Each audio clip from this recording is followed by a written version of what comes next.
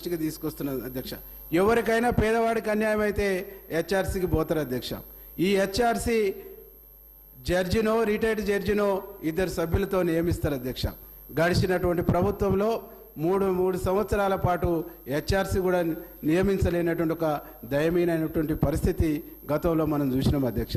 అట్లా ఒక్కటి కాదు రెండు కాదు, ప్రతి రంగాన్ని ప్రతి అంశాన్ని ఘోరంగా మోసం చేసి ఘోరంగా దగా చేసి ఒక దుర్మార్గమైనటువంటి ఒక నికృష్టమైనటువంటి ఒక ఏకస్వామ్యాన్ని కొనసాగించారు తప్ప ప్రజాస్వామ్యాన్ని బొందబెట్టిరని చెప్పేసి ఈ సందర్భంగా మీకు గుర్తు చేస్తూ ఉన్నది. అంటే అధ్యక్ష, ఇలా విద్యా వైద్యాన్ని పూర్తిగా కుంభనిద్రలోకి నెట్టేసారు అధ్యక్ష. వైద్య రంగాన్ని పూర్తిగా ధ్వంసం చేసినటువంటి ఒక పరిస్థితిని మనం చూస్తూ ఉన్నాం అధ్యక్ష. కరోనా లాంటి ఒక భయంకరమైనటువంటి పరిస్థితి వస్తే కరోనాలో లక్షల రూపాయలు ఖర్చు పెట్టేసి శవాలు తెచ్చుకోరు తప్ప పేదవాడికి ఈ ప్రభుత్వం నుంచి అందినటువంటి సాయం వైద్యపరంగా జీరో అని చెప్పేసి ఈ సందర్భంగా నేను తెలియజేస్తున్నాను అధ్యక్ష.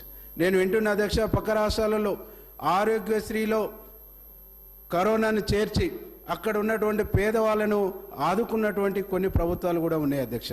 కానీ ఈ ప్రభుత్వాన్ని అప్పుడు ప్రతిపక్ష నాయకులు ఉన్నటువంటి మా రేవంత్ రెడ్డి గారు కానీ అట్లాగే ఉత్తమ్ కుమార్ రెడ్డి మా బట్టెన్న ఆరోగ్యశ్రీలో చేర్చండి అని చెప్పితే కూడా చేర్చనటువంటి ఒక పరిస్థితి మనం చూసినాం అధ్యక్ష. ఈరోజు మనం వైద్య రంగానికి సంబంధించి ఇక్కడ బిల్డింగు అక్కడ బిల్డింగు 1000 పడకల హాస్పిటల్ 100 పడకల హాస్పిటల్ అని చెప్పేస్తే ఈరోజు అందులో నియామకాలు లేకుండా డాక్టర్లను నియమించకుండా స్టాఫ్ నియమించకుండా ఎట్లా వైద్యం జరుగుతుందో ఒక ఆలోచన చేయవలసినటువంటి అవసరం ఉంది అధ్యక్ష.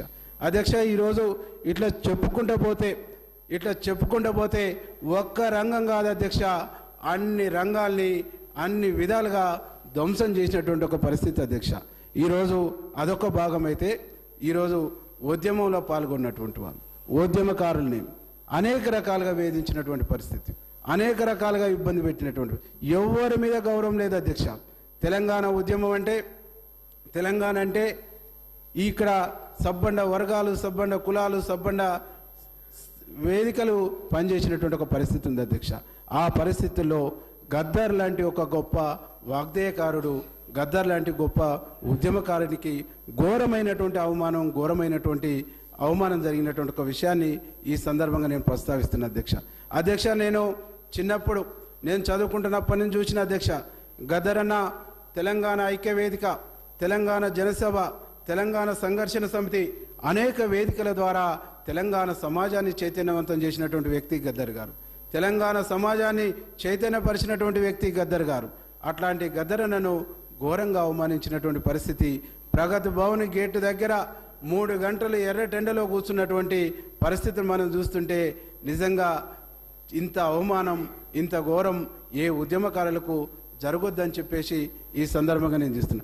అట్లాంటి గద్దర్ను గొప్పగా గౌరవించి మా ప్రభుత్వం ఈరోజు గద్దర్ జయంతిని అధికారికంగా చేస్తూ ఉద్యమకారులందరికీ కూడా ఒక భరోసాను ఒక విశ్వాసాన్ని ఇచ్చినటువంటి ప్రభుత్వం మా ముఖ్యమంత్రి రేవంత్ రెడ్డి గారు అని చెప్పేసి ఈ సందర్భంగా తెలియజేస్తూ ముఖ్యమంత్రి గారికి గద్దరన్న జన్మదినాన్ని అధికారికంగా జరుపుతున్నందుకు మనస్ఫూర్తిగా శిరస్సు వంచి ధన్యవాదాలు తెలియజేస్తా ఉన్నా అధ్యక్ష. ఇట్లా ఒక్కటి కాదు అధ్యక్ష, ఈరోజు ఉద్యమంలో పాల్గొన్నటువంటి వాళ్ళు చాలామంది యూనివర్సిటీ వాళ్ళు కలుస్తుంటారు అధ్యక్ష.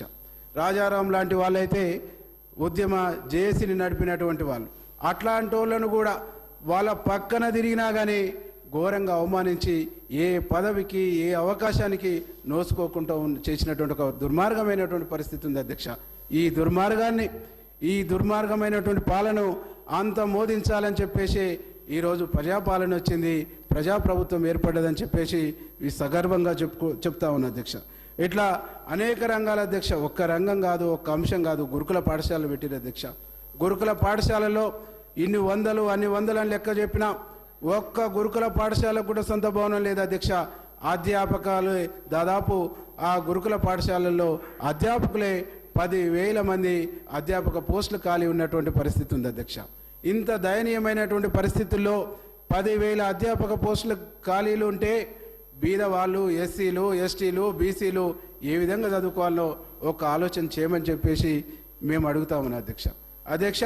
ఇంత దుర్మార్గాలు చేసిన అన్ని వ్యవస్థలను ధ్వంసం చేసిన వీరిని ఈ ప్రజలు ఏమనుకుంటున్నారు అనేటువంటి ఆలోచన అర్థం లేకుండా ఈరోజు అడ్డగోలుగా మాట్లాడుతున్నటువంటి ఒక తీరు చూస్తుంటే నిజంగా ఆశ్చర్యం వేస్తుంది అధ్యక్ష.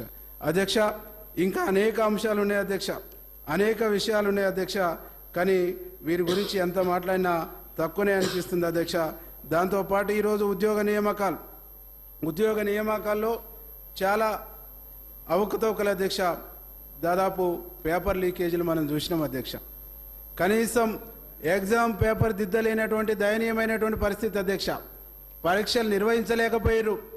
నిర్వహించడంలో లోపమే, రాసినటువంటి పరీక్ష పేపర్లు కూడా దిద్దటంలో ఎంత నిర్లక్ష్యం అంటే ఈ రాష్ట్ర యువత పట్ల, ఈ రాష్ట్ర నిరుద్యోగ యువత పట్ల ఎంత బాధ్యత ఉందో ఒక్కసారి ఆలోచన చేయమని చెప్తున్నది.